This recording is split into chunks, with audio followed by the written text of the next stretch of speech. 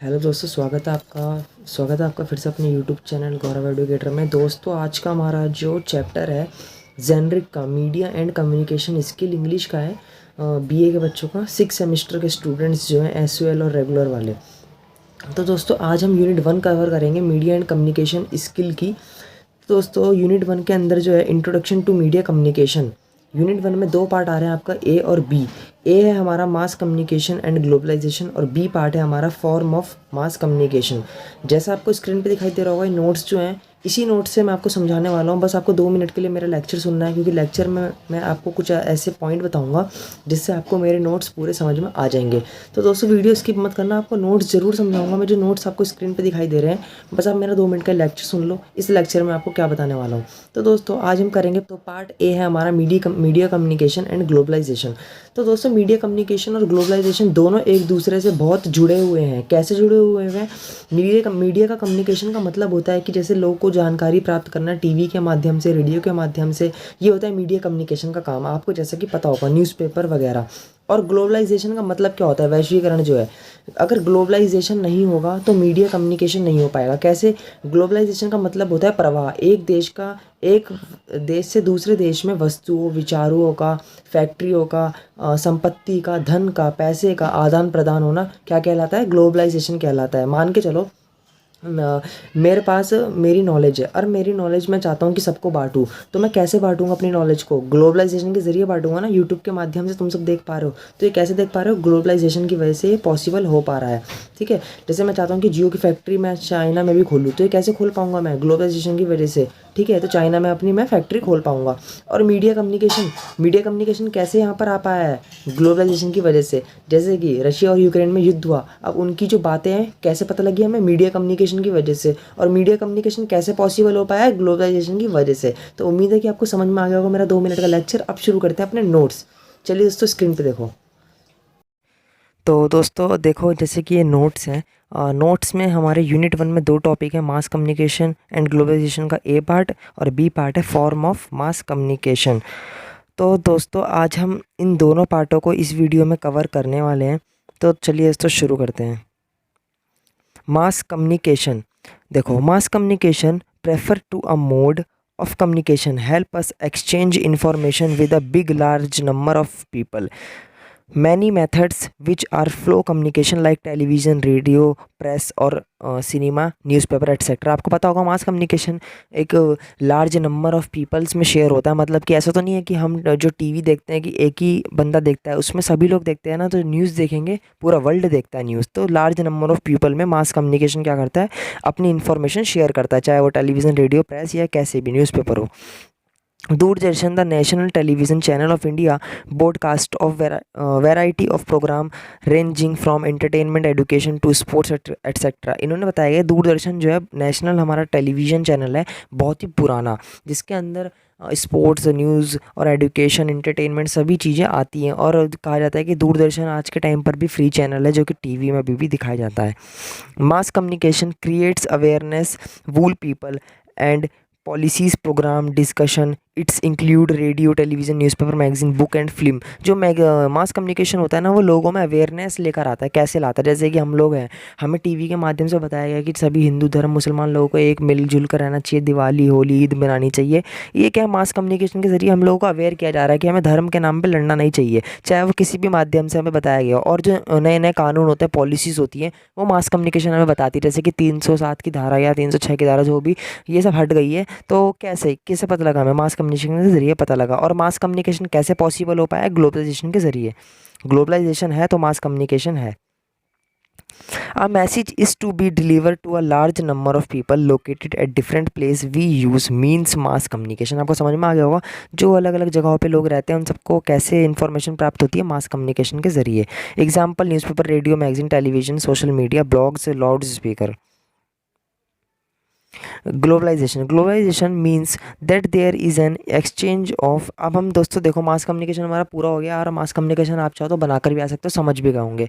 अब हमारा आता है ग्लोबलाइजेशन क्या है, वैश्वीकरण क्या है। तो आपको मैं समझा दूँ, ग्लोबलाइजेशन का मतलब होता है जब वस्तुओं, विचारों या किसी सूचना का या फैक्ट्रीज का किसी भी चीज़ का आदान प्रदान होना एक जगह से दूसरी जगह में, उसको हम कहलाते हैं ग्लोबलाइजेशन। जैसे कि मेरे वीडियो आपके पास आ रही है, कैसे आ रही है, ग्लोबलाइजेशन के ज़रिए ही आप आ रही है।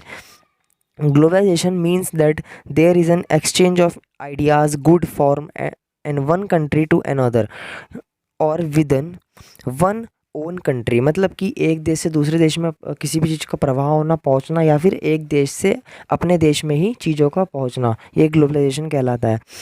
It's a world wide process that includes the exchange of think, information etcetera. ये पूरे वर्ल्ड में फैला हुआ एक प्रोसेस है जिससे कि हर चीज़ एक दूसरे के पास पहुंचती है, चाहे वो कुछ चीज़ हो या इंफॉर्मेशन हो या आदि etcetera. Best example of globalisation का WTO, वर्ल्ड ट्रेड ऑर्गेनाइजेशन, जिसे हम हिंदी में बोलते हैं विश्व व्यापार संगठन। WTO जानते हो क्या होता है? विश्व व्यापार संगठन। इसने ही ग्लोबलाइजेशन को और मजबूत किया है। जैसे कि इसमें 164 देश शामिल हैं।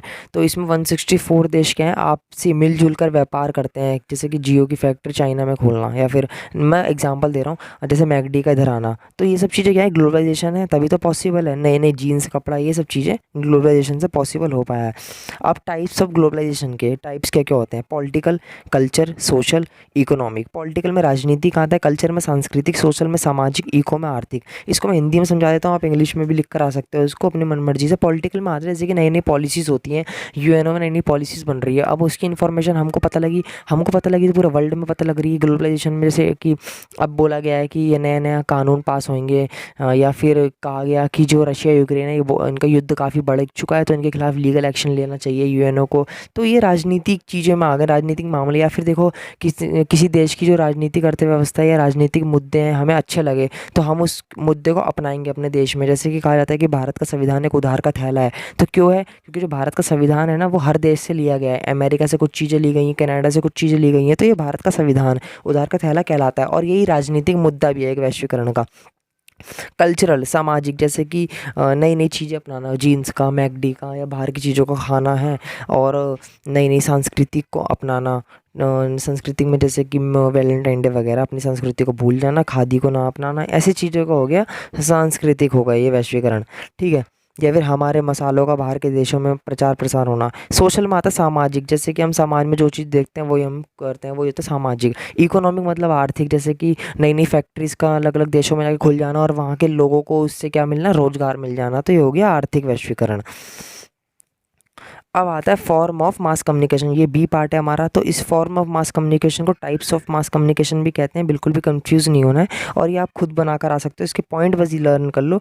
Advertising, journalism, public relation, social media, audio media, conference, integrated communication, television and film. अब देखो, जो एडवर्टाइजिंग का मतलब होता है विज्ञापन देना। जैसे कि हम विज्ञापन देते हैं, टीवी में ऐड देते हैं, उनको बोलते हैं एडवर्टाइजिंग। जैसे कि पेट सफा, हर रोग दवा, आयुर्वेदिक चूर्ण, तो हमने इसका एडवर्टाइज दिया है। मैं एग्जांपल दे रहा हूँ एक, ऐसे बहुत एडवर्टाइज होते हैं, घुटनों की दवाई या कुछ भी हो गया, या फिर कुछ ऐसा एडवर्टाइजमेंट हम देते हैं अपने टीवी में कि फ्रीलांसिंग कंपनी को ज्वाइन करो, बहुत अच्छी कंपनी है, फॉरेन कंपनी है, डॉलर में पैसे देती है। ये होता है एडवर्टाइजिंग। ठीक है। मीडिया मास कम्युनिकेशन का टाइप से फॉर्म्स हैं जो। जर्नलिज्म, पत्रकारिता के माध्यम से जो पत्रकारिता होते हैं, जो पत्रकारिता आप टीवी में देखते हो आज तक के चैनल पे, इनसे भी हमें इन्फॉर्मेशन मिलती है। पब्लिक रिलेशन, जनसंपर्क, मान के चलो एक हमने वो बैठक बिठाई है, और उसमें सभी लोगों ने आपसी में बातचीत करी। अब जो सब लोग बातचीत करेंगे, पूरा जो पब्लिक होगी वो बातचीत करेगी बैठकर, तो हर किसी के अलग अलग विचार आएंगे बाहर निकल के। तो हर किसी के अलग अलग विचार आएंगे, तो मास कम्युनिकेशन के जरिए उनकी हमें बातें पता लगेंगी कि यहाँ पर क्या हो रहा है, यहाँ पर क्या हो रहा है, यहाँ पर क्या हो रहा है, और वो बातें हम पे क्या होंगी, कलेक्ट हो जाएंगी। इसे बोलते हैं हम जनसंपर्क। जैसे कि जो मीडिया वाले, आज तक वाले आते हैं, वो कभी कभी देखा होगा माइक लेके पूछते हैं लोगों से कि आपने यहाँ पे क्या देखा, आपने यहाँ पे क्या देखा, आपने केजरीवाल की क्या मतलब अच्छी चीज़ देखी, वो बताओ। तो ये था जनसंपर्क। सोशल मीडिया, सामाजिक मीडिया, जो कि समाज में होती है, हर सोशल मीडिया मतलब सामाजिक बातें बताना है, हमारे समाज में क्या चल रहा है, क्या हो रहा है, धर्म के नाम पे दंगे, जो भी। ऑडियो मीडिया, लाउड स्पीकर के माध्यम से जो भी होता है। कॉन्फ्रेंस, अभिसरण मतलब कि कॉन्फ्रेंस मतलब ये कॉन्फ्रेंस बिठाकर बातचीत करना। इंटीग्रेटेड कम्युनिकेशन, एकीकृत संचार मतलब सभी को एकजुट करके न्यूज़ चैनल में बताना। जैसे कि जब इलेक्शन होता है सारे नेताओं को एक साथ बिठा दिया जाता है और उनकी क्या होती है, बैठक में लड़ाई होती है, वो लड़ते हैं कि मैंने ये काम करा है, वो बोलता है मैंने ये काम करा है। आपने देखा होगा जो आज तक पे एक बैठक होती है सभी नेताओं की, कांग्रेस बीजेपी जितने भी बैठ रहते हैं।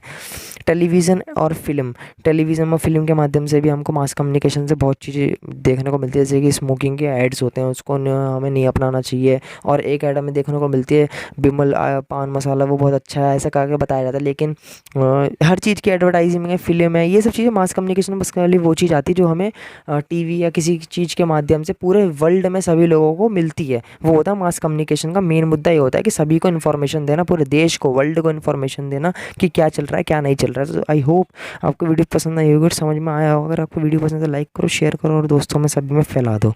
चलिए, इसमें मिलते हैं अगली वीडियो का यूनिट 2 में। तब तक ले, जय हिंद, वंदे मातरम।